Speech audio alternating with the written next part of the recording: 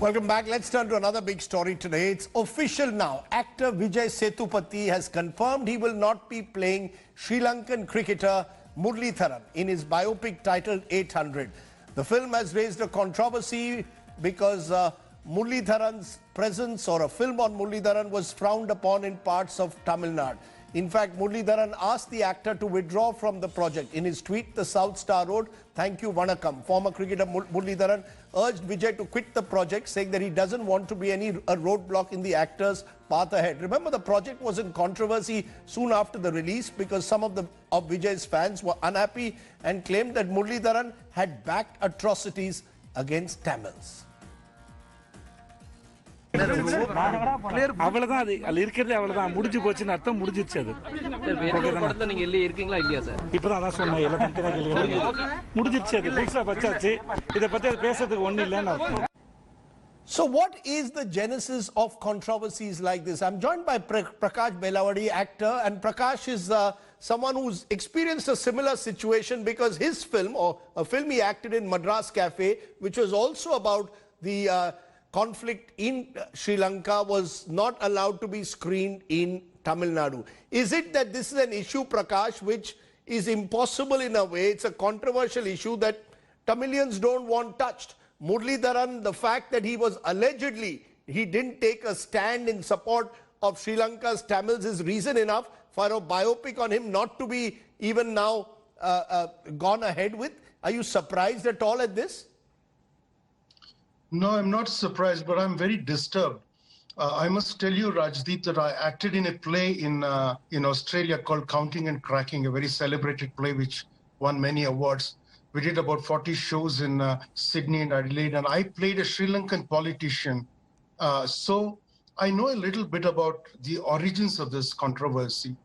So give me just 2 minutes. I'll explain to you why this is so disturbing and kind of ironical. Firstly, there are two kinds of Tamils in Sri Lanka. One are the Elam Tamils, who led that the conflict and who suffered a lot. But there are also another kind of Tamils in Sri Lanka. The Elam Tamils, the elites, have been there in Sri Lanka for nearly 2,000 years.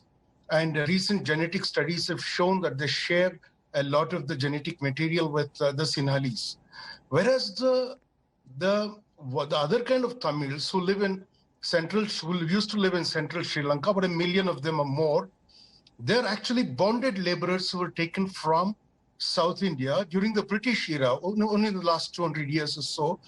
And they are the most marginalized people in Sri Lanka.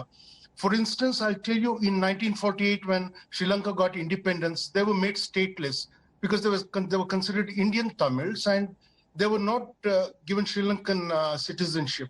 Some of them even migrated to the north. But the Tamils of Elam did not consider them as one of their own. And in 1964, Sirimava Bandaranaike and Indira Gandhi made a pact, and it was decided that part of that population will be absorbed as Sri Lankan citizens. Others will be repatriated to India and they'll be given Indian citizenship. But it's taken painful number of years, and of course the ethnic conflict came, and about 30,000 of them ran to India and they live as refugees in camps here.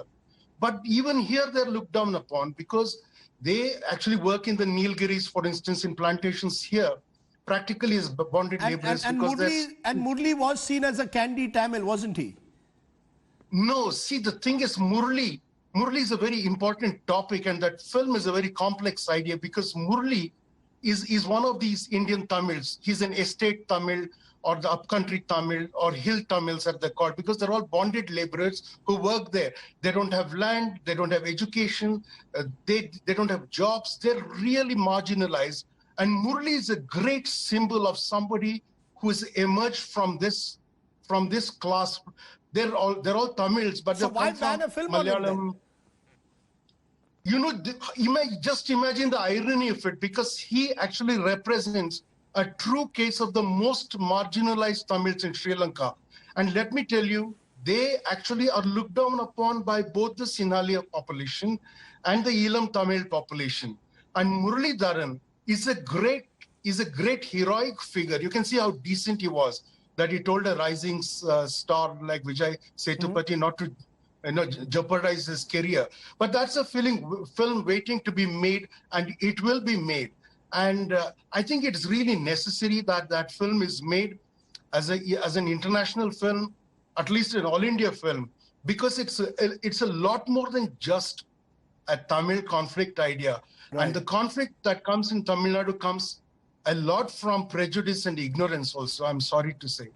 Well, those are very strong words in a way, that a conflict, that there is a lot of ignorance and prejudice, but clearly another film has got caught in the crosshairs in a sense of those precise sentiments, ignorance and prejudice at one level. Thanks, Prakash, for joining us and giving us some backdrop to what has led to perhaps the actor being virtually forced to pull out of the film. Thanks very much for joining me there. Thank you.